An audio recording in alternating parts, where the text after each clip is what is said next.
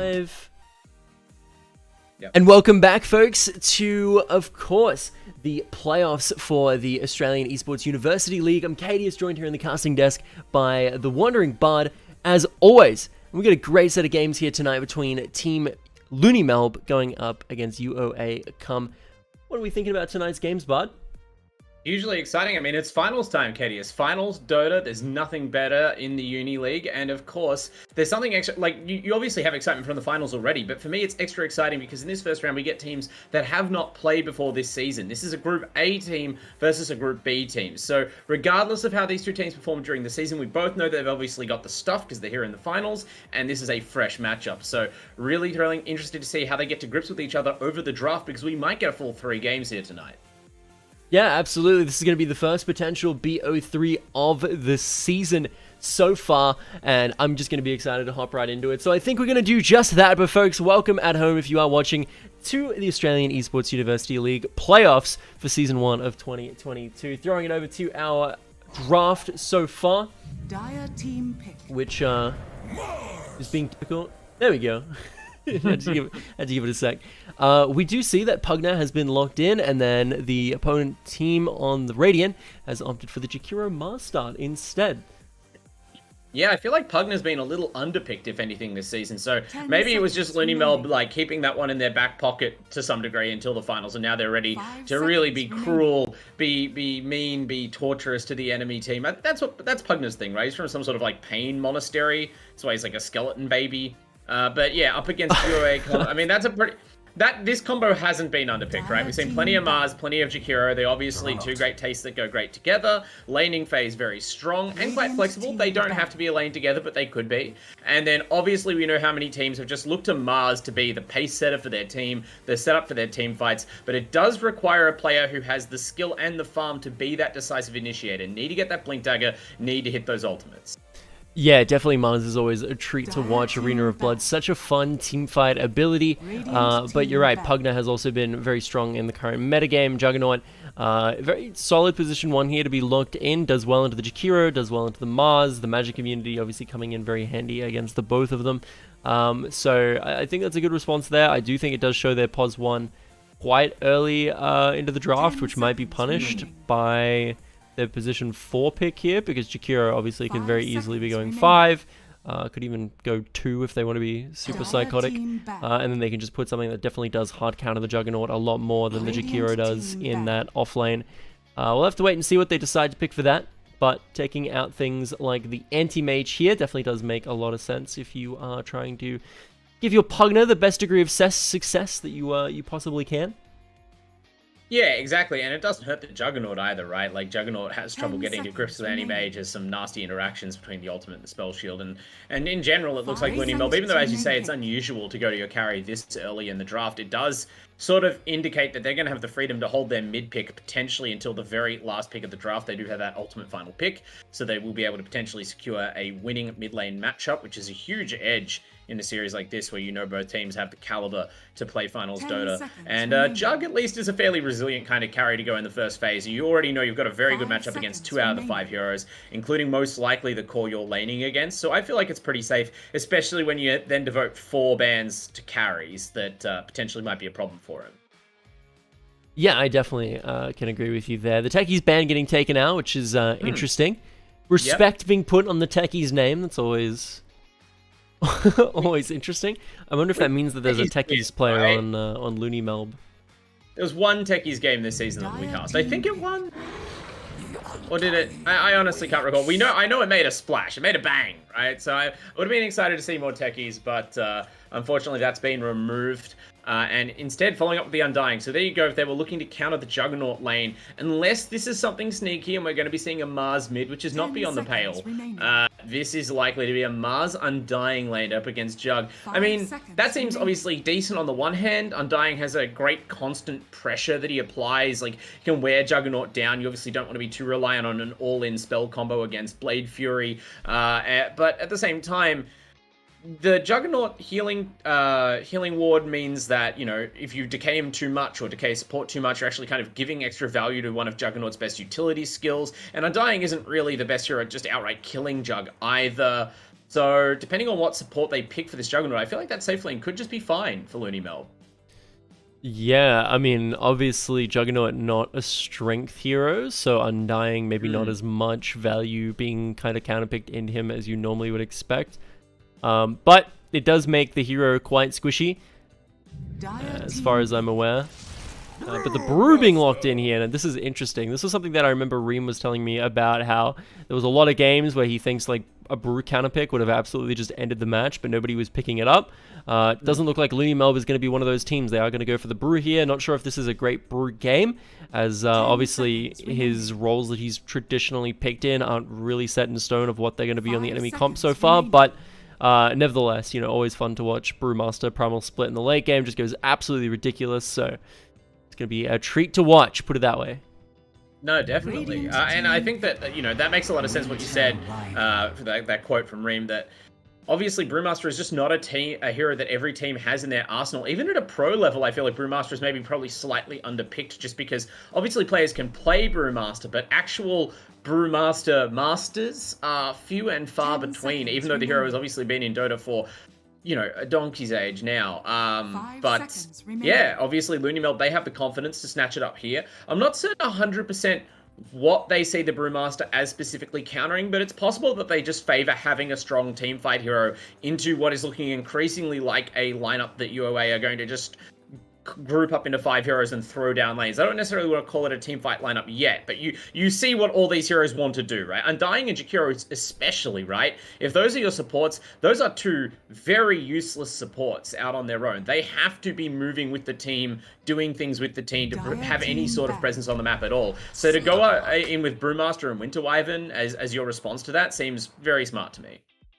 Yes, Slark getting picked here is, I don't know, I really like that one. Slark does really great into Pugna. Pugna needs to be absolutely terrified of Slark. As long as he jumps on and pre-pops that Dark Pact, he can cleanse things like the Decrep that's going to stop him from running the Pugna down. And then obviously Pugna, if he's caught in that leap, is going to be very, very hard to get away without dying. So good Slark pick there overall, and obviously does fairly well into Juggernaut. I do think Juggernaut basically wins until Slark has a million stacks of stats, and then at that point, Slark just kind of can run over him as a big snapball. But, you know, if a fight is explosive and it's just kind of in that, you know, Omni/Blade Fury type window, where that's a lot of burst damage coming out from the Juggernaut, he can get a lot of team fights that way. And they do have a fairly explosive comp though, like the Winter Wyvern, Winter's Curse is there, Brewmaster with the split. You know, they do have a lot of short sort of go windows on this comp that I think Juggernaut might see a lot of play. But I don't know, I just don't know how well the Undying is going to be able to shut down a Juggernaut, whereas, you know, you look at this enemy team, it's likely going to be, I would imagine it's a Brewmaster going up into this Slark, and we are either seeing a Pugna 2, and then they're going to be last picking their 4, or it's a Pugna 4 and they're last picking their 2. We'll have to, I think they're just waiting to... I think it might be a Pugna 4. I mean, obviously they'll flex it if they feel they have to, but I don't think you save the last pick and commit to Juggernaut really early in the draft like this to last pick a 4 position unless something very weird and game-changing, like, I don't know, maybe you're going to last pick a Pudge. I don't know why you would. I think it's their mid lane that they're saving the pick for. But, you know, the Slark pick, it seems about as good as you could go for. It's not like the #1 carry I think of to counter Jug, but it is good at not being pinned down by Juggernaut. You know, some carries are just terrified of getting like Blink Omni Slash at the start of the fight. Slark's very good at getting around the Jug. It's kind of hard to man fight, as you said, until you have a lot of stacks and just assassinating the backlines. And more importantly, has some tech against getting locked down by heroes like Brewmaster and Wyvern and Pugna, as you identified. My only concern is that, you know, in the mid game, that Slark is going to be farming up, and it looks like LooneyMelb are actually looking to be very aggressive, even with spells like Arena, Tombstone, you know, Jakira's whole kit. I'm a little worried about UOA's ability to defend the tower, especially if this last pick mid laner does kind of get the ball rolling for LooneyMelb and get them a lot of momentum on the map. They could end up winning 2 lanes well, and the Juggernaut just kind of I mean, against the Undying and the Mars, you have to imagine, based on previous times we've seen basically this lane in the off lane, Juggernaut's not going to have a lot of hit points. He's not going to have the most farm. He is going to be forced to stay under his tower and get what he can. They probably won't be able to kill him, especially if Wyvern is just playing equally conservatively with the Cold Embrace, because they do not have the firepower to finish him off without the auto attacks. So, you know, it's probably just going to restrict his farm for a while and hope to slow down his pace such that Slark has that time to accelerate. But, you know, unless you also do something to stifle the mid lane pick, I don't know how well it goes for you. And actually, sorry, I was wrong. I thought that LooneyMelb had the final pick of the drop. I don't know how I misread that. It's actually them who have to pick now. They go with the Void Spirit. And now UOA are going to, I guess, strike back with a potential mid laner of their own, because that really does reveal the draft and reveal the lanes for LooneyMelb, doesn't it? Yeah, no, definitely to a degree. Obviously, like, whether or not Pugner or Wyvern is going to be going safe lane, you could kind of make a case for either of them. I imagine Pugner is a little bit greedier and wants to go 4 here, but at the same time, Pugner also has the worst matchup in the Slark due to his ability to manage decrep, and also Slark just at level 6, Pugner like does not have any way of dealing with that, whereas Wyvern, you know, still is able to hit the Winter's Curse before Slark is able to get the ultimate off and stun him for a little while. So Wyvern might have a little bit more tools to deal with the Slark, and also a little bit more poke in the lane with the shards and the you know, the burn. But You're right. At the same time, you know, whether or not they want to put their Pugner into the lower econ role, that's going to be up to them, whether or not they want to take that in favor of the matchup. I mean, if the Pugner is going safe lane, he's also going to have to be running into a Mars Undying, which, you know, as a squishy Pugner is definitely going to be very hard as well. You get hit by a stray spear into a tree, and then you're pretty much just going to be dead from there before the stun wears off, because there's a lot of burst damage available by those two. The reason I was saying that Wyvern would have to play very conservatively under the tower is I think that if you don't, as the support in that lane, like, you become the kill target, and it's much easier to kill you than Juggernaut. Shadow Shaman, is that mid Shadow Shaman, or is we going to see a mid Slark or a mid Mars, perhaps?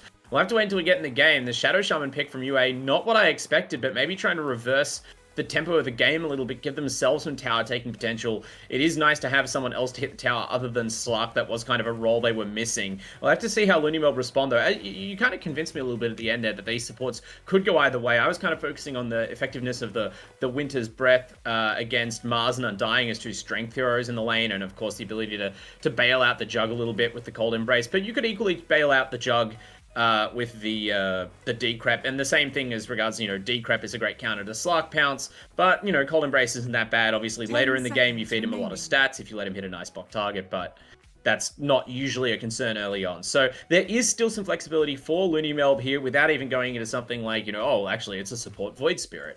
But yeah, I think a lot is going to come down to how this mid lane evolves and whether this Void Spirit can get rolling. It's always kind of a feast or famine hero that I look to kind of show how well a team is doing in the game. But in this one in particular, I have a feeling that their side lanes, you're right, might need that assistance sooner than later. So if they can do that, I'm sure that they'll be able to get this draft rolling together. Otherwise, we may see key timings on Brew and Jug slowed down, and then you start to see some problems. Yeah, definitely. Well, before we hop into this wonderful game that we've got coming up between LooneyMelb and AUE COME, definitely, if we want to have a quick look at our sponsors, Bud, that have brought us this match. Oh, I've always got time for our sponsors, Kadius. Of course, our first sponsor, Predator Gaming. They are our gaming PC partner here at AEL. Conquer new worlds with Predator Gaming. Predator put power and precision in your hands, elevate your gaming experience in every way with their quality and performance. Thanks to Predator for sponsoring the Uni League Finals. And of course, AOC, our global leader in monitor display technology. They are our monitor sponsor. They deliver the best viewing experience and have done so for more than 50 years, which millions of loyal customers worldwide know. And today, they offer a wide selection of home, office, and gaming monitors in a variety of styles. And of course, the perfect pairing for our monitor sponsor is our headset sponsor, Rig. They have what it takes to win. They deliver superior audio for competitive gamers and streamers at all levels. So join the Rig team and enhance your gaming experience as this first fight starts at level 1 on the Dire High Ground, Kadius. Yeah, we're getting into the fight already. Monica popping the Blade Fury to try and get a little bit of distance here, but whether or not he's going to be able to get chased down is remaining to see. Samsara doing his best to try and peel off this enemy team, but no, there it is. He is going to get taken down by Kowalski, who's going to pick up the first blood. High Yeah, fives that's all pretty around. big. Kill on the Jug as well. I'm just saying, okay, it doesn't look like Jug burned any consumables or anything. Sometimes you see a player try and sort of salve to stay alive in those early engagements and still die, and that's extra brutal, but I suppose it's just the carry going down, and no creeps will be missed, but morale boost certainly for the Radiant side. The battle Yeah, Samsara had the option to salve him actually and get him a little bit of HP there. I wonder if he would have lived if he did that. Maybe that, yeah, I don't know whether it was a conscious decision. Maybe you're already just in this mindset that my Jug's lost, or maybe you're like, well, I want to save this salve because you know the Jug's going to come under harassment early on no matter what. And, okay, so we're seeing a support swap, actually. We're going to leaving Shadow Shaman in the top lane against the Jug is interesting to me, right? I would have thought the Undying actually was a pretty decent choice. No, I guess Shaq... I understand why. Putting the Undying here is fine, because then he is able to actually play the lane that has the Strength hero, which is often where he's going to be the most effective. Yeah. Spamming the pesky decays. It's definitely probably stronger for the bottom lane, but I suppose it's a little less strong in the top lane, although Samsara focusing on trying to get a blast on the range creep there. Ate some bad harass. Before that point, McLovin was really getting the worst end of this support fight up here. But with boots on the Shadow Shaman, it seems pretty easy to maneuver in and out of Pugn's effective range. Oh, accidentally cancels the shackles there. Yeah, that was a really huge ward that he got off there, actually. Blocked the small camp just in time before the spawn happened, which means now they do not have the small camp to be able to pull, and this wave, judging by the looks of things, is probably going to be shoving in the favor of the Dire side here. So that means Radiant are going to be able to sit back nice and cozy. Yeah, here they are. Really good spot for the wave. And then once these couple of creeps die, Monica's going to have a very difficult time pushing up in this lane phase now that there's no small camp. And Samsara's going to have to clear that, but he already used his sentry here to block the opponent's Well, no, camp. the career doesn't even have another sentry on it. It's going to be ages before they are able to deward that. Maybe you just die as Samsara so you can go back to base and get a ward. Potentially. Won't be hard to die in this lane because, like, that's the thing, right? Like, this lane is not that great at pressuring the Jug, but you can definitely do this to the Pugna. And Samsara definitely made himself the target standing forward there. Taking quite a bit of damage, but there is nothing else that they have left. But they are going to be using the salve, and this is... To any position 5 players, you know that that's an absolute sin if you ever have to salve yourself instead of your carry. Come on, buddy. Yeah, both lanes just sort of trading paint, viciously harassing each other. It seems like the support's really taking it to heart. Look at how far forward Samsara is away from the Juggernaut, just begging to die, basically. A little bit greedy here, and he might get punished for it. The Spear of Mars, not quite enough mana, unfortunately. A little bit more mana on verse 1 there, and that would have been a kill for sure. Himself again. Samsara is so determined to keep the pressure off of Monica, but the pressure has never even come onto Monica. It's weird. I can't tell if this is working or sort of unnecessary, because he's been so aggressive in trading his own resources to whittle down the Mars and the Shadow Shaman. But Monica, I don't think, has even been auto-attacked to this point, basically. Yeah, definitely. I wish I could comment more on the mid Jakiro lane, but I haven't seen Jakiro 2 in quite some time, especially since like Shards got added to the game. So I don't actually know at all how this one is meant to go, but the bot side, definitely I can comment a little more on where Zoobs is doing Winter Wyvern things with that Arctic Burn.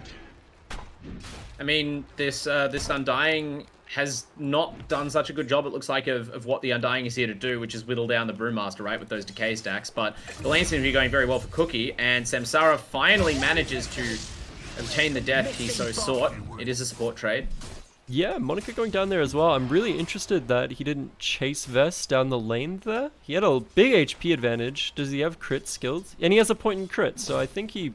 Probably, I don't know. I think he might have been able to right-click him down to death there, but instead he decided to go for the farm, doesn't want to risk it, just wants to grab the guaranteed econ, instead of maybe having to flip a Mars when you don't know who might TP in, and maybe unconfident. Maybe just satisfied with 1 kill.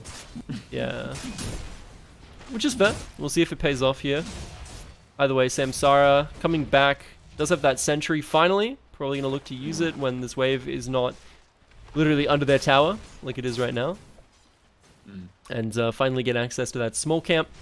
Looks like McLovin has done the same, clearing out the obs, or the sentry, sorry, that was on the Centaur camp earlier. But a very unfortunate Spear of Mars into a Hex from McLovin.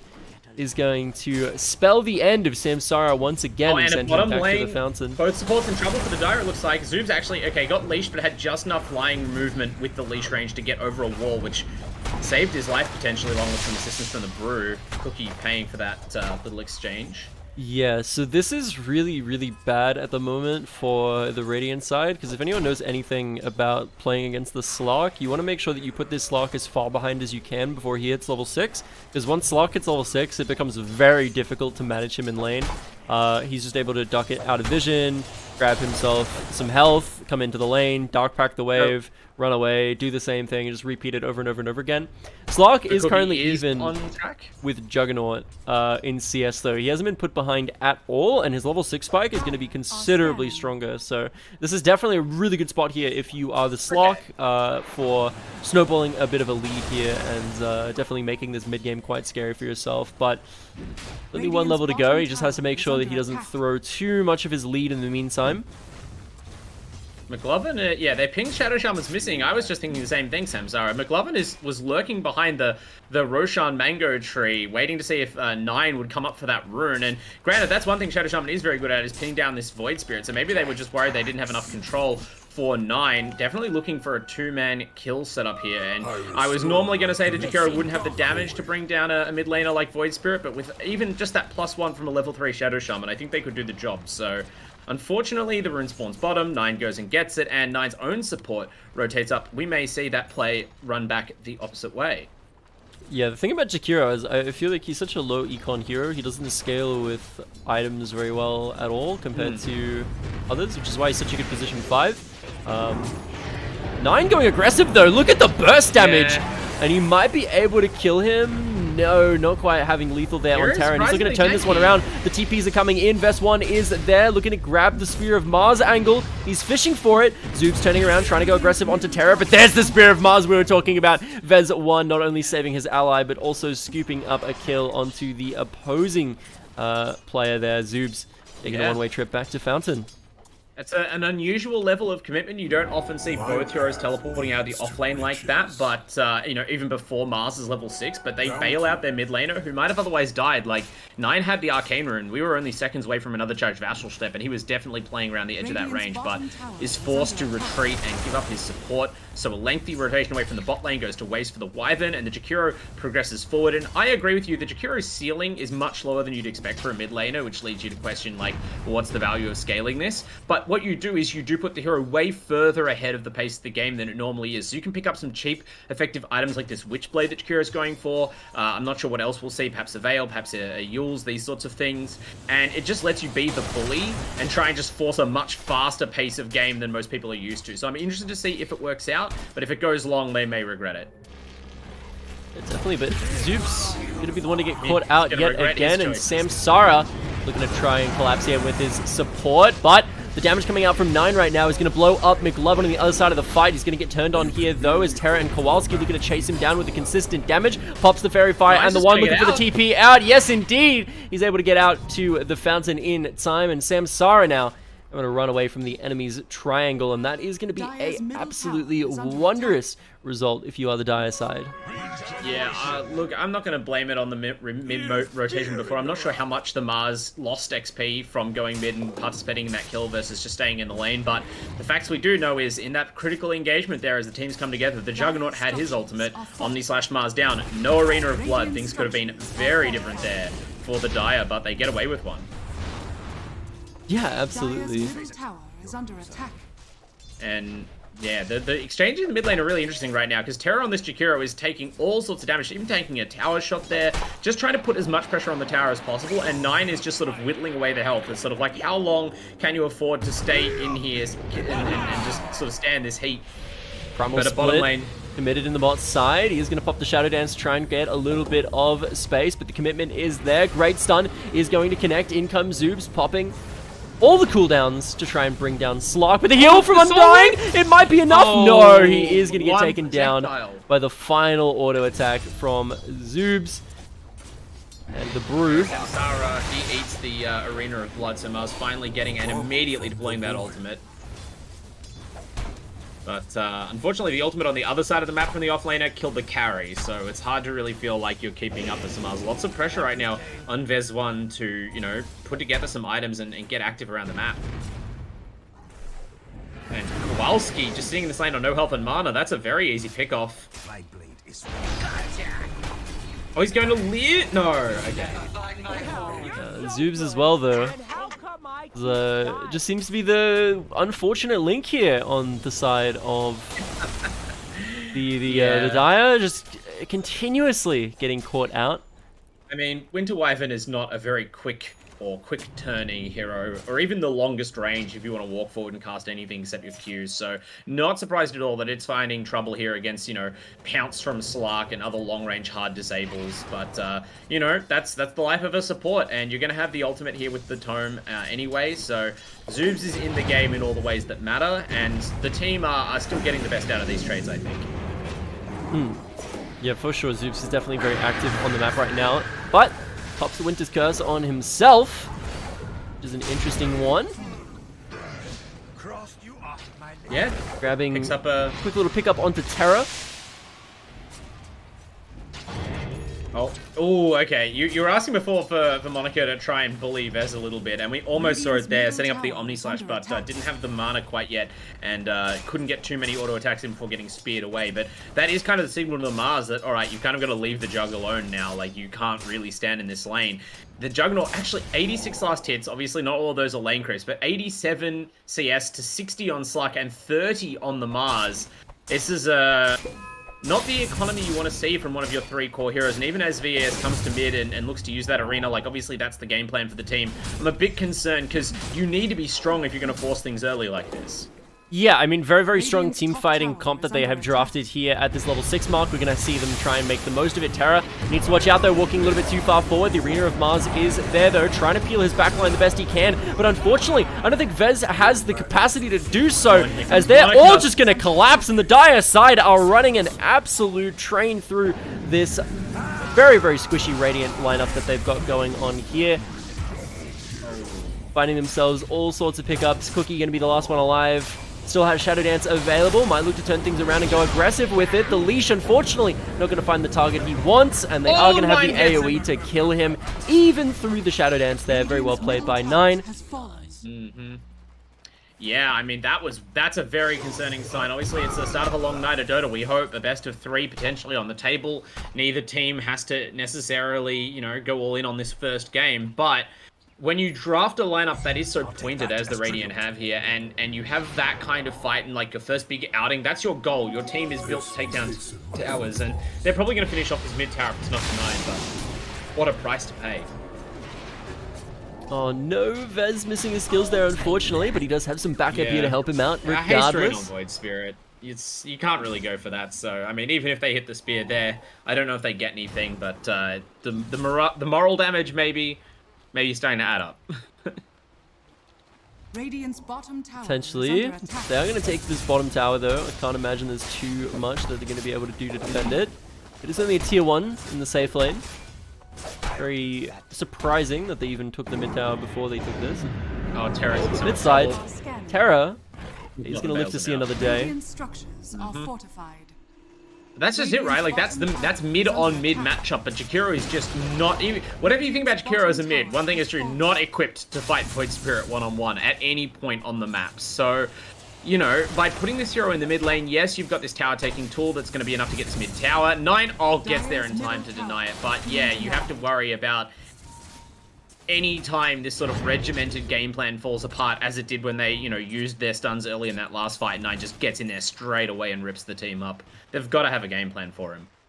Yeah, definitely, but it looks like Samsara, unfortunately, gonna look to try and ward this triangle and walks into the wrong neighborhood where there are 4 enemy heroes just kind of chilling in that exact area. So he ends up taking a nice little ticket back to base. And but meanwhile, you know, the Juggernaut on this lineup, they're just farming. Look at everyone, they're all just kind of chilling. Juggernaut's on the other side of the map to where the action is going on. Monica is just farming it up. 129 CS to Slark's 90. Significant lead at only 14 minutes. And that's going to be reflected, you know, also in the XP. Look at this right now, just smacking Slark. 2 levels up in XP. Definitely a very notable advantage. Cookie is just going to TP back, doesn't feel safe. No. Now they're going to look to shove out this bottom side and give Monica the space to kind of explore and farm this bottom side Radiant jungle, now that they've got access to that tower, and do the classic Dota thing that you would do at this point of the game where you split the map, except not really, because the enemy team haven't taken the Dire tier 1. So it is definitely very Dire focused in terms of the pressure that they're able to output right now and the space they're able to control. Yeah, the Dire grouped up and went for that mid tower instead, but we saw how that went for them, which was pretty poorly. So their great team fight has been is at an 0-1 record right now, and they are also behind on buildings. They're significantly behind on farm, and as you said, I was kind of wondering whether we were going to see this happen because they took the bottom tier 1 tower a while ago, but Monica stayed in top for a little bit. But now coming here, as you said, knows that you're stronger, knows he's stronger than the Slark, and so you can just kind of set up on that Slark player and say, hey, this is not your farming area anymore. I'm going to occupy this space, and you're going to have to fight with the rest of your team for the scraps in the ever-shrinking area of the map you control. Yeah, Slark looking for that Shroud, which I imagine is just going to play into their comp even more. If you have Depth Shroud as another one of those AoE sieging spells to add to your toolkit, it's going to make it very annoying to try and deal with these teams members when they're grouped up, looking for some objectives. But yeah, they are lurking here, popping the smoke. Nine's going to make the dash in on McLovin. Do they have the burst damage to bring him down? Yes, they do. The fight is going to break out. Macropire is there, but unfortunately not enough damage to follow up with it. Cookie trying to back out here with the Shadow Dance, but the Winter's Curse comes through to lock him in place. Vez trying to peel his pos 1 here with the Arena of Blood. He might be able to do just that as the turn is there. They do find 1 kill onto Monica, but 9 going to get the trade back onto the opposing position. 1 with Cookie getting taken down. It's now 1 versus 3 in this bot side with Vez facing off against unfortunate amount of heroes. But he does have reinforcements arriving finally, and they're going to get the hit to back off here. Has a go at cancelling that Void Spirit TP. A little bit too late on the spear throw, but the idea is there, and I like the idea. I mean, Vez is doing the best that you could really expect there. That was, in the circumstances in which he arrived at that fight, a turnaround. Got the kill on the Juggernaut of all people, just kind of caught overextending, whittled down by the accumulated damage of the Radiant team. But that's just it, right? It's taking all of the Radiant's efforts right now to even get 1 kill on a core in a team fight that they otherwise decisively lost. And it's not even like it's been particularly hard. That team fight started by Monica just phasing into their team and hitting R on the supports, and that was enough. Like, they're really not having to work to create these opportunities, and they feel how far ahead they are. You can see 9 prioritizing Boots of Travel, has picked up the Kaya now on top of it, but when you see, like, the enemy mid Void Spirit going first item Boots of Travel, I'm not saying that that's an insane item to pick, but it shows how comfortable they are taking this late, right? You might be itemizing for things like a Slark Shroud, but that doesn't help you farm. It actually puts you even further behind the Juggernaut, and they just do not feel the pressure to fight you right now. I mean, they can if you line up for them, but if they feel that you're stronger, they're just going to fall back and out-farm you. Yeah, and out-farm is what Monica is doing. 60 CS difference at the moment, and look at the damage that he's outputting right now onto Vez. Just absolutely melts through the Mars's health bar, and he's going to be just going from target to target here. Does the same thing to Kowalski. And they're kind of protected on this backline though right now, doing some considerable damage to the Earth Spirit with the Macropire, but in comes 9 with monster kill streak, double kill, and the Juggernaut to accompany him. And I gotta say, these cores are just looking a little bit too fed right now on the Dire side, where a lot of the kind of teamfight intricacies don't even really matter. It just comes down to Juggernaut and the Void Spirit just kind of walking over the enemy team while they have, obviously a very, very good hero in the Brewmaster that is able to just soak up all of that damage with the Primal Split and still stay alive. And in the meantime, make it very difficult for the enemy team to run away and kite out these heroes. Yeah, it really seems like this Ojikira mid lane pick is not working out, at least in this context, because the mismatch there, plus a little bit of a, I don't know, the top lane seems to have not gone so well for them. Maybe bringing the Shadow Shaman up there didn't work as well as they expected. And the combined weakness of the Mars and the Jakiro, and especially the fact that they sort of felt forced to teamfight mid and then lost that fight so badly, put them so far behind that it's felt like the game has basically been over since then. I haven't really seen any sort of real indications of that momentum turning around, and it's only getting harder to imagine that scenario as time goes on. Yeah, really good heads-up play here to go for nice, the Sanjin all Yasha. the way in. Going for the Sanjin Yasha on Monica here instead of trying to go for the Manta style. And do you think, the extra health, the extra status resistance here is going to come up very, very frequently in these fights compared to the Manta style? A little bit of extra agi. and the illusions disjoint. Definitely think that was the right play there with the itemization. So very impressed with Monica's play so far. Yeah. Yeah, it looks like, I mean, this is why I guess if you pick Juggernaut second, this is what the hero can do for you, right? It's a hero that's very flexible in its playstyle and its itemization for a carry, and in this case, when you're being given space to farm, this looks ideal. And now itemized against all those hard stuns, as the teamfight breaks out again, has Omni Slash, and this looks like it might be another bloodbath. Oh no. Immediate triple kill. Brewmaster steals one of them. Yeah, a 16k gold lead on these carries on a comp that kind of goes over the top of you as the game goes later. Definitely, like in a best of 3, this is one of those games where like you might consider calling it GG at this early. Like if you look at the graph, it is a 99% LooneyMelb victory chance. Definitely very, very considerable. 2k XP lead on the team, so the levels overall are just way higher on this side. Yeah. So you could consider at like a point like this in a best of 3 bracket, just calling a very early GG to try and just literally just to preserve like mental, because the longer you play this game, right, like it's gonna be very taxing mentally to have to run into these players that are much more fed than you on these cores. Yeah, it definitely depends on the mindset. Like some people like to play it out, or maybe they're just saying, all right boys, it's over, but we've mentally called GG, let's just use this to talk about the draft, because it does look like they probably need to rethink things for game 2. But you're right, some people don't handle this sort of loss well. It's been a shellacking so far. Yeah, but it does look like they're keen to play this one out. They're keen to try and still go for that one team fight where maybe everything kind of comes together and they're able to get the picks that they need.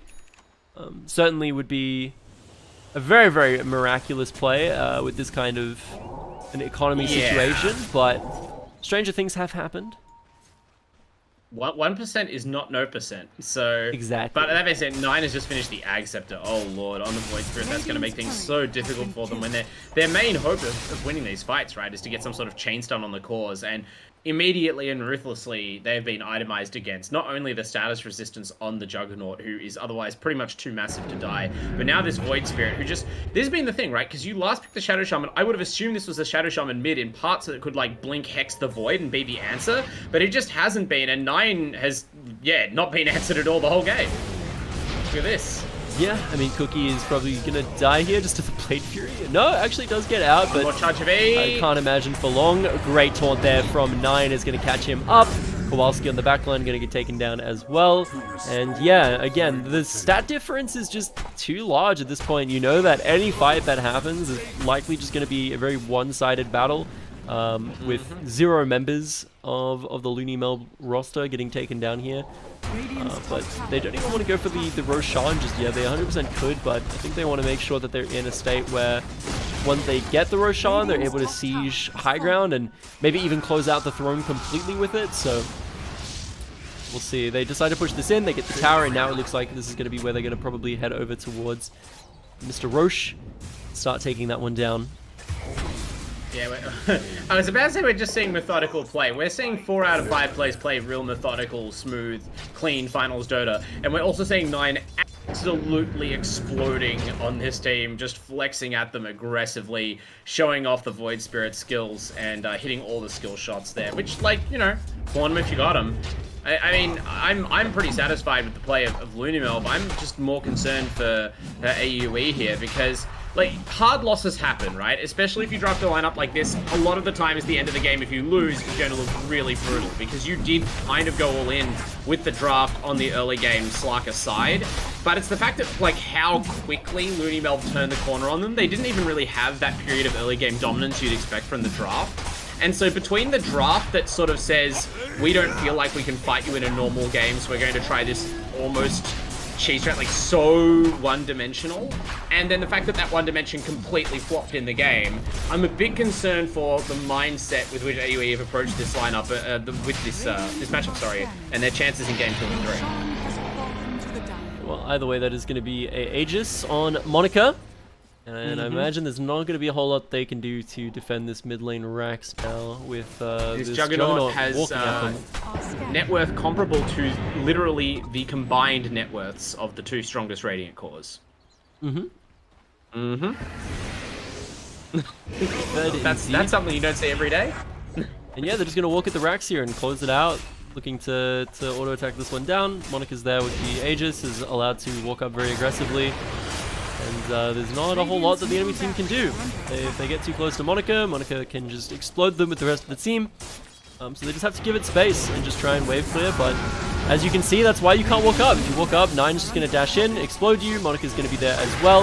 Does have that Omni Slash available in a second. And there it is. And that is going to be a ton of AoE damage, bringing them all down. 4 dead. 2 buybacks available. We'll see if they decide to expend them here. They Otherwise, give up on the they Bears might still. just let them end the game. Lack of commitment. Radiant's middle barracks has fallen.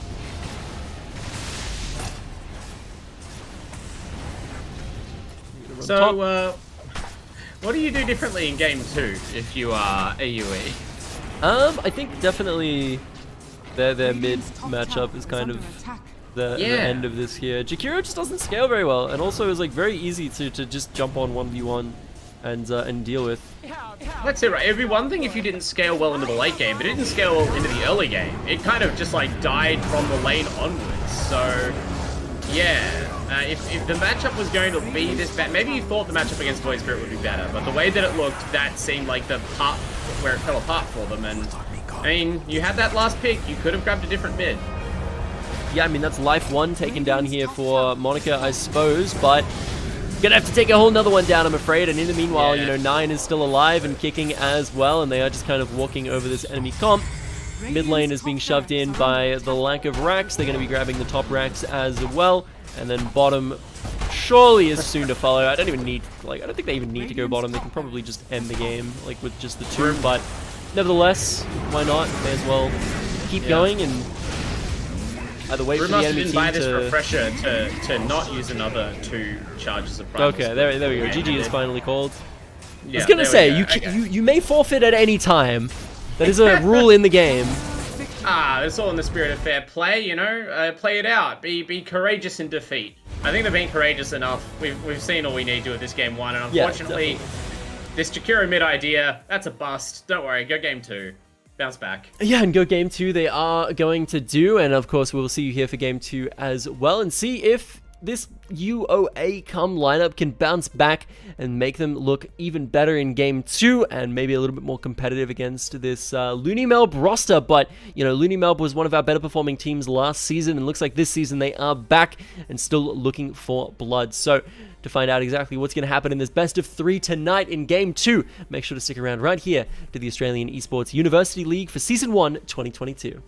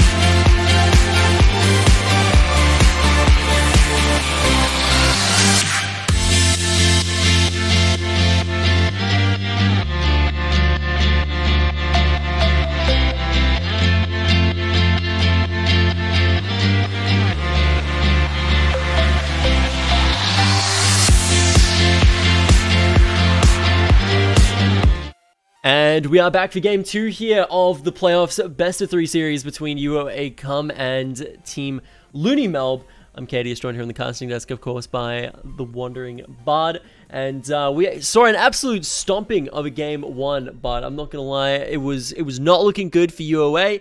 And whether or not they're able to bounce back in game 2, well, remains to be seen. Yeah, look, to spin the positive for them, it seems like the lessons from game 1 were clear and something you can correct, right? Maybe it's worse to lose a game where you tried your very best and you almost can't tell what went wrong. But in game 1, yeah, look, you tried to draft a really early game, kind of death ball, team fight focused lineup. You wanted to group up and take the towers, but you put this Jakiro mid against this 9 Void Spirit and it got owned. And by the time you started pulling heroes out of the side lanes, they're doing okay and to try and bail him out of that, it was already too late for you, right? Like, we can see LooneyMelb are in finals Dota mode, right? Monica, the super efficient Juggernaut farm, the great itemization by the whole team. They're clinical, I'll say, just taking of objectives and closing off of the map. They are not here to allow teams to get away with obvious strategic errors like that, and they will punish any such opening given. So maybe just draft something a bit more well-rounded, draft a bit more of a normal mid laner, and just see how you do playing a more nuanced game of Dota against them. Yeah, well, I mean, hopping into the draft here, we can see our first couple of picks. We've got Mars Pugna locked in already. And that is going to be interesting because there was 2 heroes that LooneyMelb just absolutely walked over in the previous game. So they're going to be the ones to pick this one up here. Pugna was on their draft before, but they were playing against Mars in the first game. But they've decided to draft this one here quite early instead. And UOA COME grabbing the Ogre Magi here instead as their first pick of the game. So quite interesting. How do you feel about the first phase, first pick, Ogre Magi? The first phase, first pick Ogre Magi, I mean, it's not so much about we rushed into first pick the Ogre, but you know that LooneyMelb are going to get to respond with a 1 and a 2 pick of their own, so you don't want to show them too much that they can counter. An Ogre's a very safe pick. But you know what isn't a safe, normal Dota hero, Kadius? A Pudge. Definitely definitely a bit of Pudges right there. I'm keen to see some Pudge. I like watching Pudge. I like hook. Yeah. I like hook characters in every game. Pudge in Dota is very fun.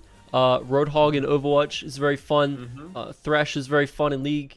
There was that one in Heroes of the Storm that I cannot remember the name of. But the hook characters, they're always fun. They're in every game for a reason because they're exciting. Is the Heroes of the Storm hook character just the Butcher? Like it is just Pudge? Oh yeah. It was Butcher. Diablo Butcher. There was like another one though that was kind of like a little bit scuffed. But yeah, it was Butcher. I did not play much Heroes of the Storm, I'll admit. Yeah, he was interesting. He would like hook you, and then he had like Pudge ult, except he could like walk around while he had you like in his belly. So he would, so it was like the Pudge shard but on enemies. Yeah. So he would like hook you and then eat you and then like walk into his towers and like dump you there and then just die. There's like a hero in League that does that as well, right? I don't know, but they have Sven as well. A proud lineage of hook characters who are in other video games, thus not in this draft. But Sven is in this draft, so LooneyMelb going to have a bit of fun themselves, right? I think Sven, unfortunately, it's a bit sad for him that he's fallen to, in my mind, basically the same tier of competitive pickability as Pudge. Sven's fun. I also think Sven is really good into the comp that they've presented here. You've got, Ogre Magi and Pudge, who are very good at blowing up squishies, and Sven is not very squishy, so good to get picked up here. They're going to grab the Phoenix though, so I do like this drafting. They've got Phoenix now locked in for a little bit of % health damage, which is going to be great because the Ogre Magi and the Pudge are going to be making this Pugna's life pretty difficult. And then Phoenix is going to have the % health damage here to hopefully deal with the Mars, deal with the Sven. Egg is a very good answer to Arena of Blood because you can kind of get it off. You can get it off just outside the arena and like the whole arena will be within the AoE basically, and make it very hard for the enemy team to collapse and capitalize on any allies that might get caught inside. And then of course, once you get your items, you can even save people with the egg from the outside of the arena as well. So my eyes are definitely going to be on Phoenix on this lineup here because he is very important to the success of this draft. But I've noticed that UOA COME very committed to not picking their cores until much later in the draft than LooneyMelb, who are happy to slam down that Juggernaut, slam down that Pugna very, very early. But they have gone for the Enchantress here in response to the Razor pickup from UOA COME. And I gotta say, the Enchantress pick is interesting. Yeah, I mean, it seems as though it's always fun in these uni league games, right? Because as you pointed out, just analyzing things based on sort of an objective, neutral assessment of the patch, the drafts can be a bit funny. But then you can't just assume, oh well, these players can play every hero, these teams play every hero, they all know how to do everything in their role. Like, you know, if you're watching a pro draft, you might criticize something as, oh well, that's a suboptimal pick. You could have gone with this hero at this time in the draft. But you know, maybe LooneyMelb are just confident picking their carry hero early because they know Monica's a boss. It's like, look. It doesn't really matter whether or not Sven has a great matchup in Ogre and Pudge and Phoenix, but last game they gave you a ton of space to farm, so if you're not going to be pressured, here, just take Sven. You'll mega out-farm them on this character, and you're just going to come in with 3 more items than their carries and win the game in 25 minutes, right? Like, I have a feeling that's the kind of rationale, or, okay, well, their laning phase looked a little bit knee-jerk, right? They kind of teleported their heroes around a bit proactively. So if they're not really sure how to respond to laning phase aggression, let's pick an Enchantress. Let's really get bullying down. But UOA, their draft isn't completely soft in laning phase, right? Like Razor and Phoenix in the right lanes can do well. Phoenix in particular, great if you have someone in front of you in the lane who just won't directly needs saving and just gives you sort of a wall of fire over. Obviously, Phoenix's spells, like kind of Wyvern, pretty long cooldowns, most of them, but quite impactful. And there is a good mix here of control for Sven, both with and without BKB, right? Because Fire Spirit's very good answer to Sven. Normally, you get those Echo Saber procs off, but after that, attacking very slowly. And then obviously Sven's going to rush an early BKB, but then you're playing into both Static Link and Dismember. So, you know, not to mention the Supernova stun if that gets off. There's tools here for UOA. It just, everything is colored by the perception of the first game and how poorly that went for them. They have to really do a lot to get back out of that hole in my mind. Okay. That is exciting. They lock in the Rubik mid? Yeah, well, in response to the Enigma lock-in here. I mean, this is the Enigma. This is an amazing Rubik game. You've got Enigma to play around with. You've got Phoenix Egg. You've got Pudge Hook. Definitely lots of things for 9 to steal here. I was gonna say that Death Prophet is open, and Death Prophet's obviously not balanced in the slightest. But it's been fixed. Instead of yeah, they did nerf it a little bit. Still very strong though. But half of the damage to towers again that it was doing last patch. But yeah, in lane still crazy. Yeah, no, exactly, and it's more that silence that I was talking about against this kind of comp, right? Like you look at the Radiant lineup here, and they have a lot of spellcasters. So that AOE silence is going to be putting in a ton of work in team fights. But I guess they thought that they just had enough control as it was with know the Sven hammer. Etc. And they just wanted to go for some more crazy team fight outplay potential, locking in the Rubik here on 9. And, he was very impressive with his Void Spirit. So I'm going to be excited to see what he can do on this hero as well. 9 on the Rubik. We think it's almost certainly a mid Rubik. However, Samsara on the Sven, Monica on the Enchantress. Have they swapped positions? Potentially. I fully, at this point, would put even money on them either swapping positions or after that first game and with a game in hand in this BO3, LooneyMelb just flexing so hard, they're like, we're going to play carry Enchantress, check this out. And support Sven. Support Sven's like much more fine than carry Enchantress, I would say. All mid? Okay, here we go. We're just going to have some fun here, everyone. I mean, the game 1 was pretty one-sided, so, I mean, maybe this is the way that you win, is by baiting your opponent into playing, like, crazy Dota here in the finals. Certainly picking Pudge will put them off their guard like that, but, yeah, I don't think this draft is not real for AUE COME. It's just that they do lack damage. There's a lot of pressure on this Enigma, and I feel like we've seen it before and it didn't go well for them. Yeah, they're going to be trying to check this triangle. No one there, so don't know what they're going to do after they realize there's no one here. McLovin is there. He has skilled the hook level 1, which... If you're running it with your team, it makes sense, right? Like, normally you want rot, but if you hook them into 5 heroes, they're going to die. Usually, you'd wait and then see the enemy and then very quickly, like, skill hook and hook them. Yeah. That way you're still able to get rot level 1. You're still able to pressure the lane and not, hook twice and run out of mana. That's your level 1. But great hook. It does actually connect onto Zoobs, but the rest of the team walked away. So No, why didn't you believe in him and his obs ward? Terrible team play. Where's the trust? battle begins. McLovin had that all figured out, and then suddenly the rest of his team bailed. What, to go to your lane and get the first creep wave? What is that? Come on. yeah. I mean, you draft the Pudge, but it doesn't look like you're a team that really believes in the Pudge pick. McLovin gonna have to have some words with his 3-position Enigma in particular, I think. But, you know, we're gonna go to our lanes all normal-like, and VES, you know, having to skill the demonic conversion, I guess there is a reason why you want to get to the lane right as it spawns, instead of drifting into lane late. We'll have those little Eidolons up to bully Samsara straight away, and it does appear to be a support Sven. Yeah. This is interesting. Yep. Cool. All right, let's look what Monica builds. I'm seeing stats. Is it just gonna be Null, Treads, Midas? Denied.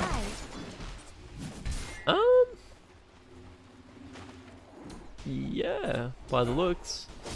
I feel like the last time I saw Carry Enchantress, which by the way, I could not tell you when or where it was, that was the build. And this is like that Jakiro mid pick. Like, it's not that this hero secretly scales better than you think it does. I mean, everyone kind of knows that it does scale a bit. It's more just like, look how farmed Monica's going to be and how early the game is going to end.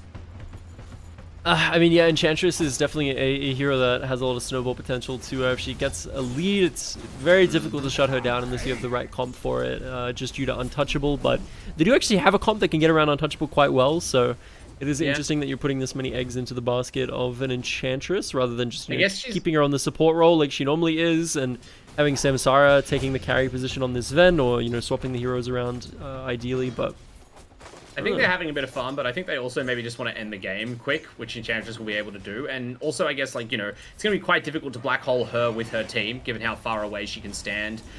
You know, it's going to be difficult to catch her in the egg, or to even egg without the Enchantress gunning you down. And once she gets a BKB, they don't have that many other tools for controlling her.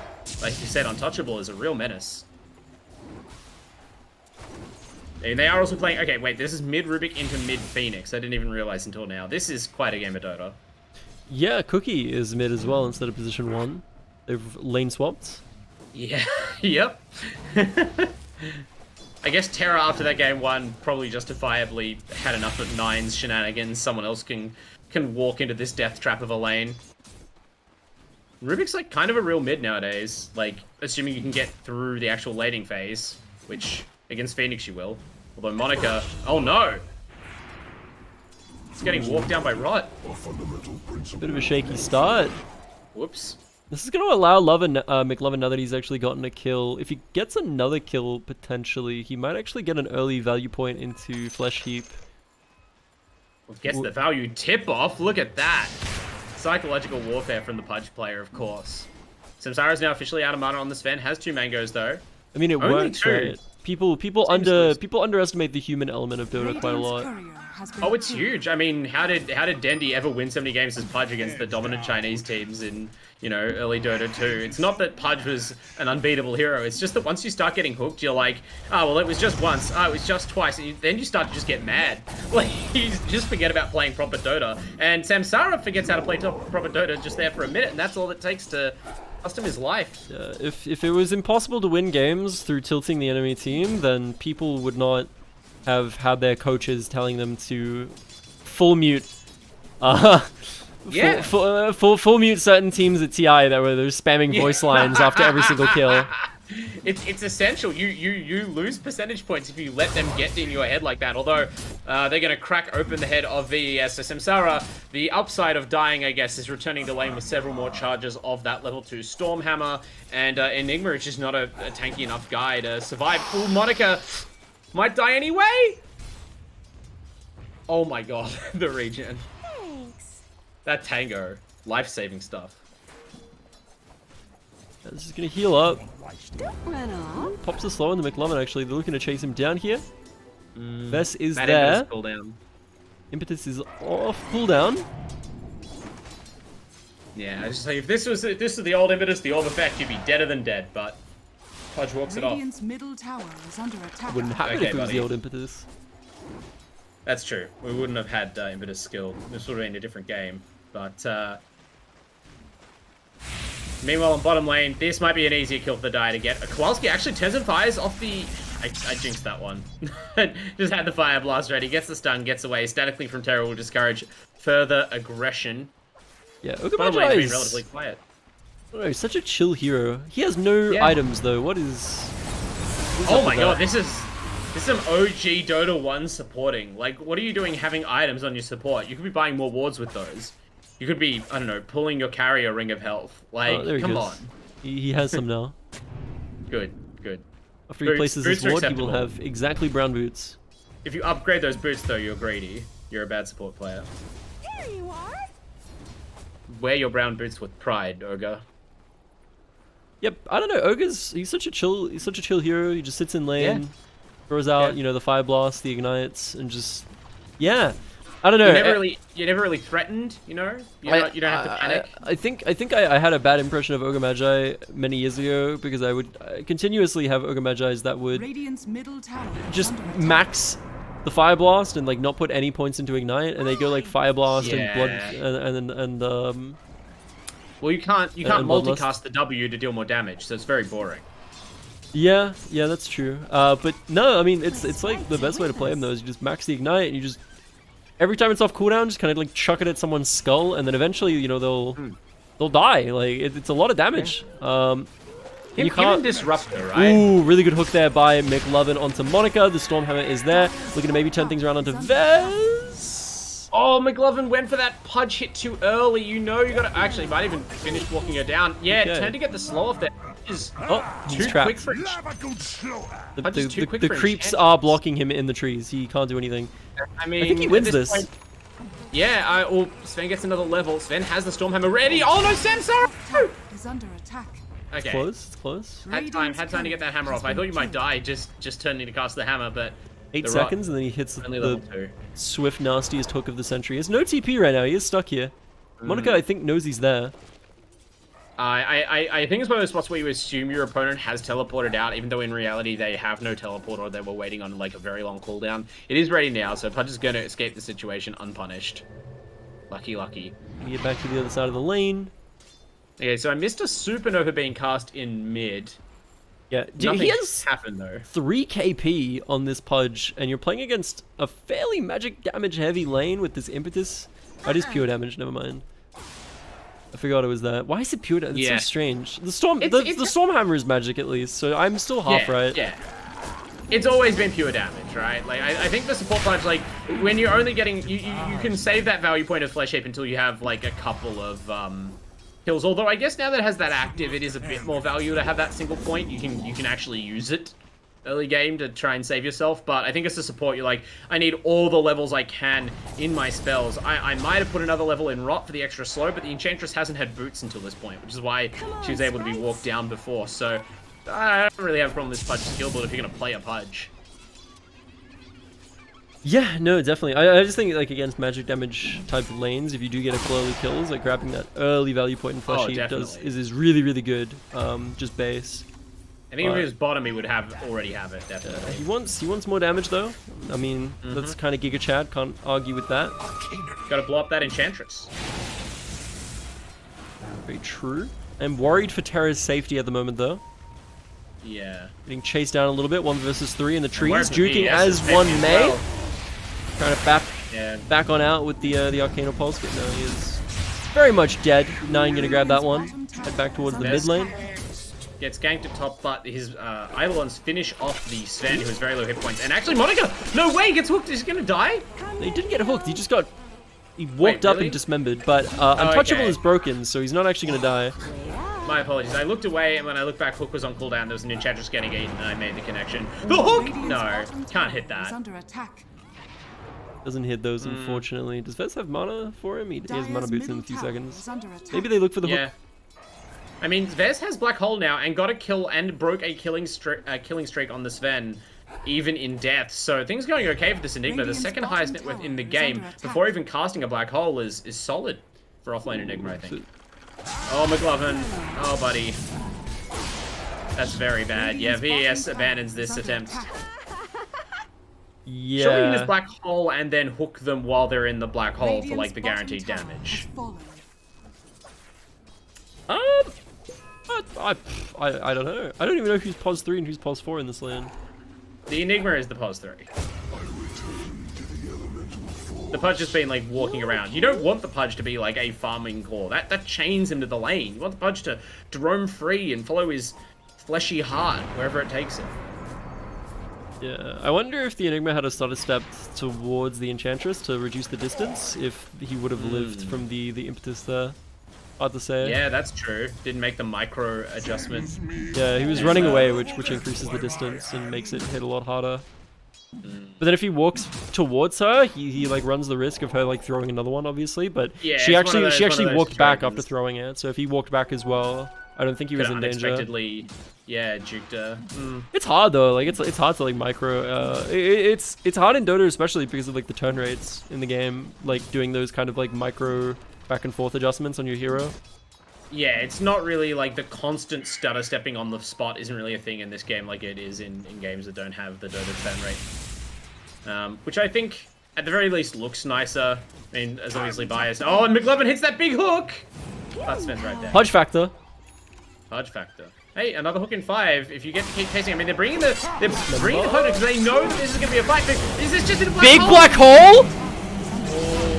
Oh, and he hooks him in as well. This is going to be absolutely massive as they've got reinforcements arrive. Kowalski is here. They're going to get their second kill of the match. Here is Zoobs, though. He has that arena available in 18 seconds. So this fight, if it goes on for too long, they will be able to turn it around with that big Mars ulti. But it looks like they might not even need it as they are able to pick up Kowalski under the tower. And Cookie is here, but a little bit too little too late, unfortunately, to make use of the egg. And they are just going to back off. But definitely a very, very wonderful couple of fights here for the Radiant side, showing signs of life. Yeah, it's all going well for them right now. I mean, even the Pugner came in to support that, but the damage from the life drain just wasn't enough. And Cookie, arena. I have no idea about this. But no, the creep intercepts the saving hook. I mean, to be honest, Cookie should never have been there. I don't know why you even leave the mid lane there, Phoenix, why you even come top. But then, when everyone else on your team is falling back, to walk up to that creep wave as the enemy heroes all respawn and present yourself as a soft target. I mean, this is a mid Phoenix with a Radiance queued up, right? We are saving up for that big boy component, the Sacred Relic. You can't go and farm in such a dangerous space by yourself, and you have no reason to. Now, this could snowball into a tower. It's definitely snowballed into an Ogre kill. Pudge almost again. Heartbreak for our boy McLovin.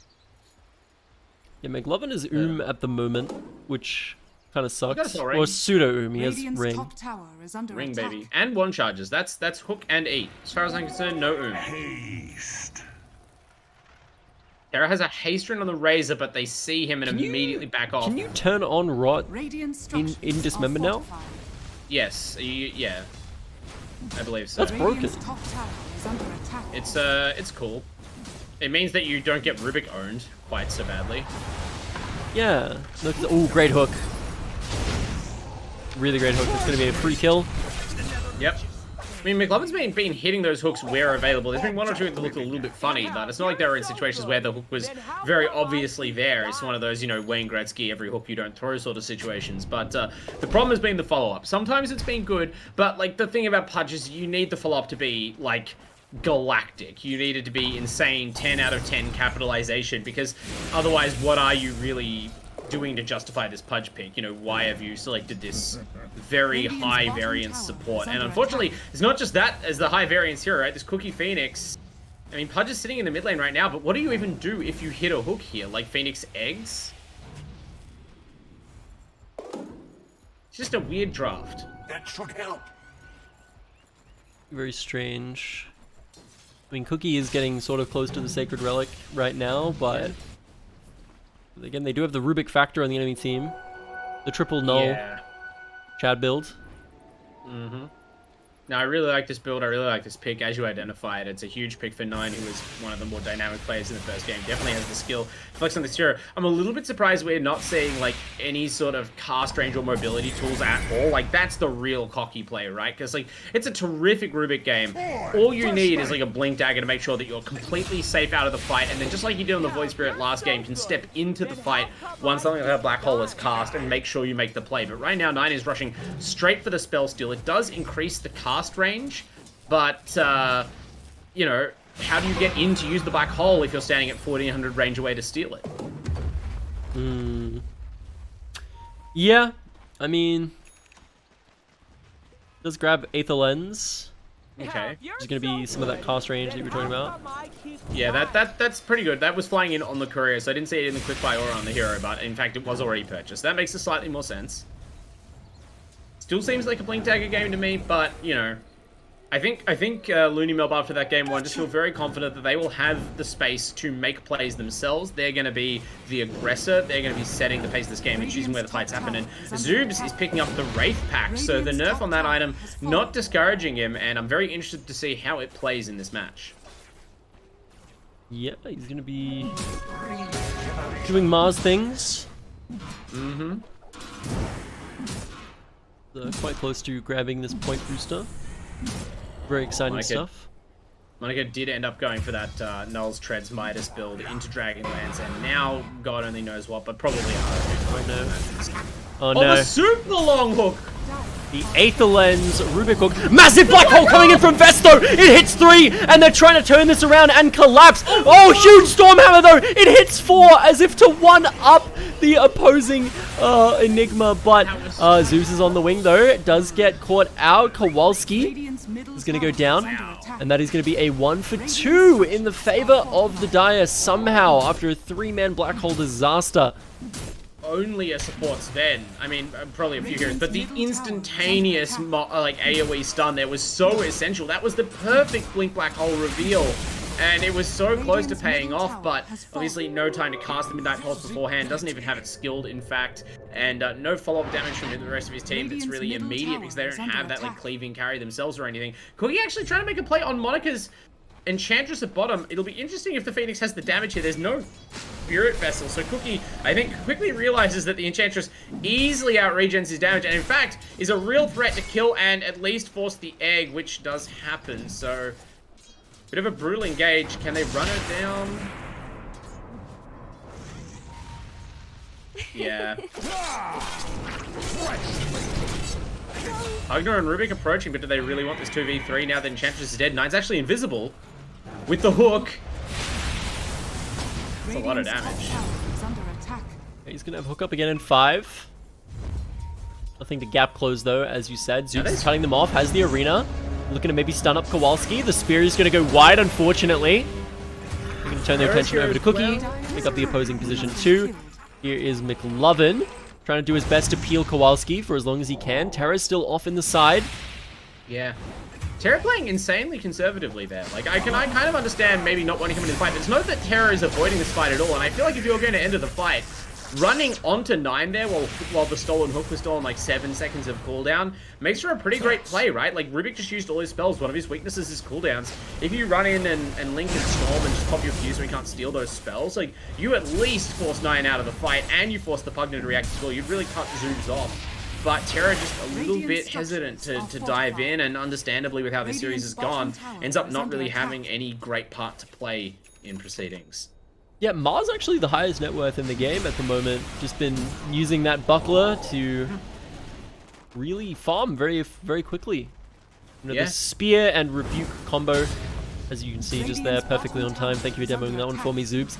Very good at one-shotting waves and getting a lot of gold per minute, XP per minute. Yeah. It's definitely one of those heroes where, like, this could fully be every Mars game, but the thing is that normally your team wants you to buy a Blink Dagger and then be at every fight, which really cuts into your farming patterns. But if you are just a Mars and you decide that you're going to be the top net worth in the game, and you itemize like this and you have a good start, it is tough to keep up with him, even for some carries. Yeah, definitely. But it's going to be... Oh, almost got some Sarah. He's finally got Flesh Heap stacked. He's got 8, giving him 9 strength. Pretty no passive magic damage, magic resistance anymore, unfortunately. No, but he does have that damage block, which is pretty effective against, you know, individual ticks like the Life Drain. Dire's structures are fortified. Dire's top tower is under attack. That should help. I don't know what... I don't know. I have to wait and like see him use the new Flesh Heap. I don't know how it works. You activate it and it provides, like, it reduces all instances of damage. It's pretty easy. I got that, but it doesn't say for how long like the effect lasts. Oh, yeah, no, that's just bad Dota tool tipping. It lasts a few seconds. It's a fighting ability. They made it like have an active component that you pop in an engagement. So Pudge is a slightly more, you know, use your skills type of character. Ooh, that's so, a dead Pudge. He's gonna use it now probably if he ever gets unstunned. Yep, there you go. It lasts like 6 seconds or something, maybe a bit longer. So you pop it, you go in the fight, you ultimate someone. Oh, you've got this Vanguard on you basically for magic. You're not dying to your own rot. It means so he doesn't have to buy Hood every single game, not get killed by rot basically. Oh yeah, that's true. It'd be great for your own self-rot as well. Yeah, like it's obviously, you still want to buy the Hood maybe if you're going to use rot to farm or something, but as a support Pudge, you can itemize Blink Soul Ring, which is pretty cool. And you won't just sacrifice half your hit points to cast W. Samsara, having fun on the support stand it looks like today. Just been running around like a mad thing, and now might be in trouble. Ooh, this is a lot of damage. Samsara is very, very low. He's going to get taken down by the beam.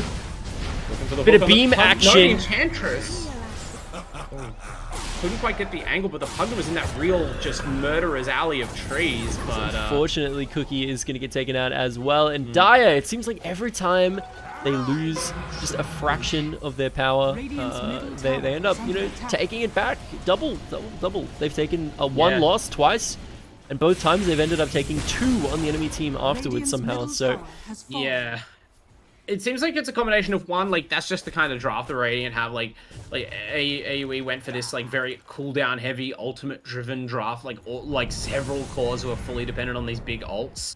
And so it's pretty natural that when you commit to a team fight, even if you do well, you're vulnerable to getting turned around on. But a lot of it's the positioning as well. Like, you know, they are just sort of slightly better positioned on the side of LooneyMelb, and they know when they can take advantage of things when they can't. They're also 13,000 gold ahead, which helps with the whole finding and taking of advantages. Yeah, Monica is definitely flying having along on Blink available now to get those Blink arenas. Yeah, that might really pick up the pace of this game. I think we're going to see another scenario where the next team fight can probably be pretty huge for LooneyMelb if there is a really committed 5-on-5 or 4-on-5, and then they probably go and pit again like we saw last game, and then the high ground will be under immense pressure. The Radiant want that fight. Rubik does have the Arcane Rune bottle here, which is really huge. If he pops that in the next fight, like Rubik with Arcane Rune is actually quite scary. It really is. I mean, last time he tried to steal the hook, which was that's a bit of hubris. They might have found Samsara again. But Zoobs coming in here to try and peel his pos 5, and he's going to do just that, turning things around onto Cookie with the Pugna sitting back, draining. Drain gang. Unfortunately, there's one. He actually does find 9, as well as 9's Courier. That's pretty massive. That's the mid Rubik, of course, just to keep but this Pugna is walking through triple kill at the moment. They deny him the ultra kill, deny him the rampage. Why wouldn't they let him get the rampage? Toxic teammates. Yeah. Monica's the carry player, does not care for your, you know, small-minded support accolades. So yeah, here to farm kills, farm heroes, farm creeps. And Enchantress already just turning into that damage cannon. And they bring down one core, that Rubik. It's a great jump with the black hole, but none of the other heroes on this team are doing anything right now. The Pudge just kind of got really bamboozled as to when or where the team were fighting. They tried to run in, had a hook line up, and then Zoobs just kind of blinks behind him, throws the arena, and suddenly it's like, actually, are we meant to be forcing this fight? And then from there, they're just retreating in panic, and apart from that nice black hole on 9, it was just a rout. So even more gold into the coffers of LooneyMelb.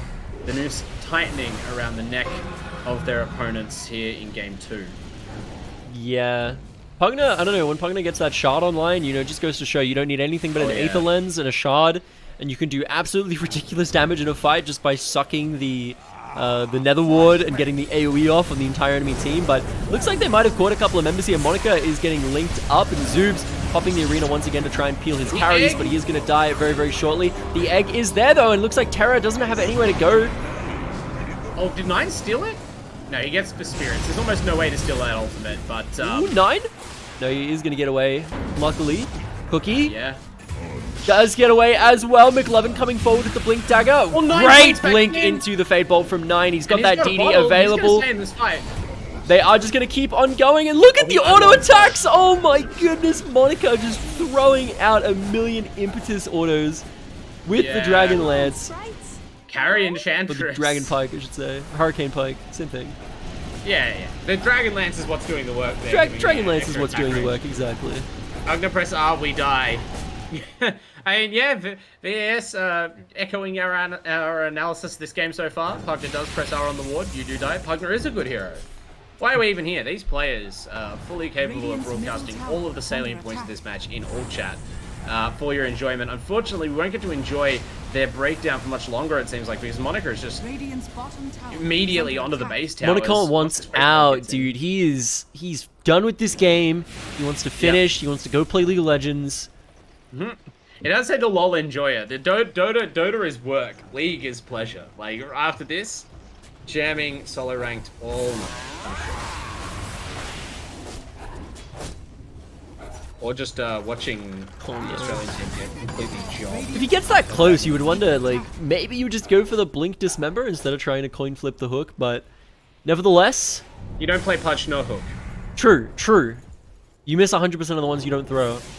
Yeah, plus if you hit that one, I think it's probably a much higher percentage play if you hook them onto the high ground where your team is instead of you blinking out of the low ground. So, you know, I'm with McLovin on this one. No, the Pudge, fully unironically, this Pudge play has been the least objectionable thing about this game. Oh, big hook! No, Samsara, what a spoiler score. Coming in on the Sven again, throwing that boring stun that you don't need a skill shot. Who wants to and there's a big arena. It's going to connect onto two. The Glimmer Cape is there onto Terra. Pops the BKB. Massive black hole in the back line is going to connect onto Monica and Samsara. He's going to get interrupted by the Rubik, though. Steals a black hole of his own. The egg is there, but there's too many auto attacks getting thrown at it. It is going to get popped for sure. And Terra is going to get brought down as well. And now Vez1, the only one left alive after a cheeky buyback, but no black hole to his name. And this is more than likely going to be mid-racks for the side of the Dire.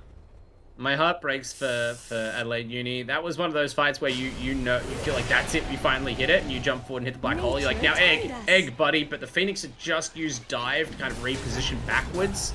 So there was no way to walk close enough and apply that full Radiance egg combo to the black hole, and without that, their team fight just falls apart. They're already behind. Now they are really in it, and McLovin can hit all the hooks he likes, but with the amount of blink tags and stuns available, there's just not enough. There's not enough hope, really, to even believe that you're going to get a kill on Monica. Squishy as Enchantress theoretically is. Now with that Ags, all the other stats from these items, there's plenty of time for a team to come and make the save, and Enchantress just going to gun your base down. Yeah. Win probability on on the graph at casually 100%. 100%. We did it. The game's over. You are watching a computer glitch right now.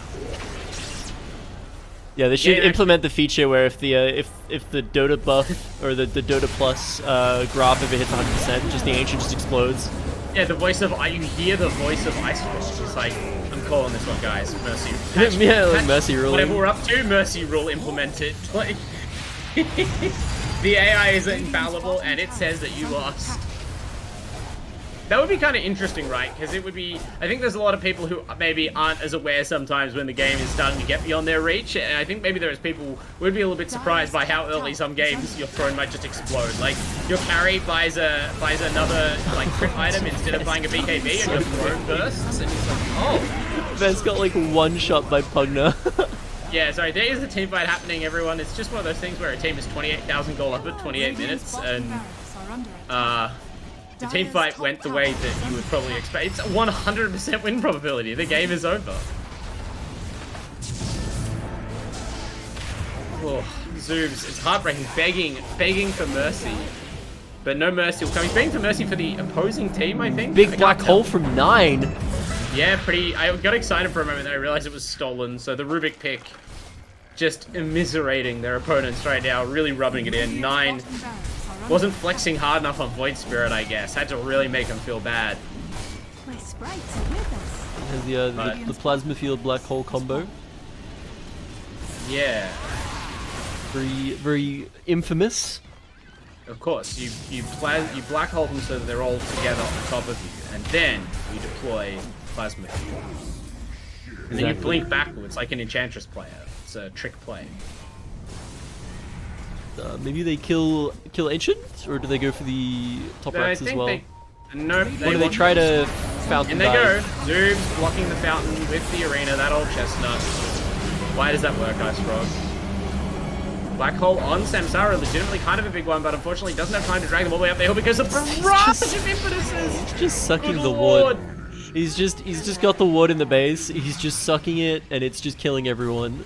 They call it. I mean, I feel like Monica would like some share of the credit for killing of everyone there. That was so many, I guess, impetite. There is no plural of impetus because only in the like sadistic world of Dota is impetus like a noun like that. But yeah, I mean, whatever you want to call them, the Enchantress projectiles were flowing freely there. And I mean, I saw GG typed in the chat, but it seems as though neither the game nor LooneyMelb are done. They are fishing with the hooks that they stole. 4 more kills, but a Phoenix Egg will cleverly evade that skill shot and force them to go and find easier prey. Nature attend us. I was wondering why they were running away so quickly. It's because Samsara on this Sven does have drums. Yeah, it's classic support Sven stuff, you know, doing it for his team. Drums Classic and support Sven. rest. That is a sentence. I mean, there was a time when that was all that Hero did. Like, it was completely unviable as a carry, but it was somewhat viable as a support. Still does quite a bit of damage as well with the ulti. With the right That's clicks. kind of it, right? Like, you're still kind of scary. Ooh, And it's impetus! not as hard. Whoa. Oh, Monica may actually have. Nope, there's the saving hook from the Rubik. I didn't even get to say might be in danger. Nine has Blink Black Hole, and there it is! I called it just before it happened! How cool am I? And he's going to be able to grab up all Very 3 cool. with that one. GG well played being UN called now by all of the members. And that is going to be LooneyMelb showing that they are a force to be reckoned with a nice clean 2-0 to kick off the knockout stage. But what do we think about that series, Bud? Well, I mean, look, I was excited at the beginning. I hadn't seen these teams play before this season. I treated it as a fresh and unknown matchup. But Group A, I think, definitely seems like the sort of stronger group, if anything. And this is second place in Group A against third place in like a tightly contested Group B. We can see the difference, right? LooneyMelb, they are a whole cut and a half above here, which is no shade on UOA. You know, LooneyMelb look to be one of the stronger contenders in the competition this time, and they have shown that they are all about business, all about winning, and even showing off a little bit in this first final set. Yeah, definitely. I'm going to be excited to see exactly how high they can climb, exactly what their peak is. But, of course, if we want to talk about the sponsors that brought us today's wonderful best of 3 between these two teams, and the ones that have been helping us out here in these matches. Yeah, well, if you want to play at your peak, like 9, the godly mid-Rubik of LooneyMelb, you should make sure that you have the right gear from all of our sponsors. Starting with Predator Gaming, our PC partner here at AEL. They allow you to conquer new worlds with extreme quality and performance. Excellent PC components. Make sure that you go to Predator for your gaming PC needs, and then you equip that Predator PC in the monitor slot with an AOC monitor. They are the leaders in display technology, their refresh rate, their depth of color. All of this is incredible. AOC's products have been the favorite of AEL Uni League for many seasons now. I love doing these sponsor reads for them. Legitimately a great product that has done me well, so make sure you check them out. And of course, Rig, the headset sponsors of the AEL. They give you what it takes to win. Definitely something that LooneyMelb proved they have today. All of them with their Rig gear, I'm sure, ready to advance to the second round. Yeah, definitely. Well, as well as that, if you want to talk about where they can find the second round that you speak of when it's happening. Oh, certainly. To do that, obviously, you want to follow AEL on Twitch at /AELUni1 and /AELUni2. That's twitch.tv/those stream names. And then if you want to make sure that you don't just have to have the Twitch tab open constantly, you can follow them for game announcements on social media at /AU Esports League on Facebook, Twitter, Instagram, YouTube, and TikTok for those Zoomers out there. And if you are on Twitter, maybe give me a follow as well in the meantime. I'm at A Wandering Bard. Get all of your competitive Dota, Magic, etc. needs there. And yourself, KDS? Yeah, of course. I mean, right there on the screen, right? The Twitter, which I'm... Some people may not be looking. They may be listening. Yeah, no, of course. Well, on the screen right now are the Twitter @s, and obviously, you know, we've got @A Wandering Bard here and @KadiusCasts. Be sure to go and check those out. Check out what we're up to. But that is going to be it for today. Thank you so much for tuning in, as always, and definitely do drop a follow, as Bard says, to all of the wonderful socials here on the Australian Esports League. tree vine. But until next time, thank you so much for watching, and we'll see you then.